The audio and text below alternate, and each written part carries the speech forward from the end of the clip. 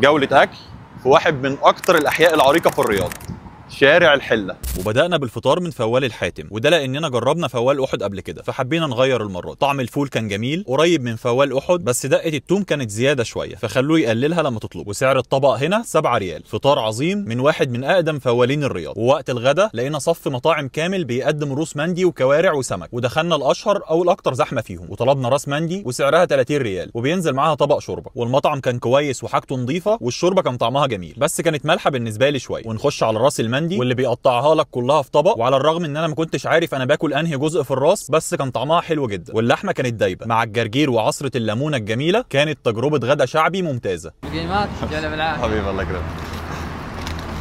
ونختمها ببخمري ولجيمات من بوفيه تهاني للمقليات. والبوفيه دي من اقدم الاماكن اللي بتعمل سمبوسه ولجيمات في الرياض، وجربنا من عندهم البخمري كان شبه القرص كده ومقلي في الزيت، بس كان محتاج كوبايه شاي بحليب. واللجيمات عندهم كان طعمها جميل وعليها سكر كده موديها في حته ثانيه. كده الفيديو خلص. لو عجبكم الفيديو ما تنسوش تعملوا لايك، ومنتظر توقعاتكم للحلقه الجايه.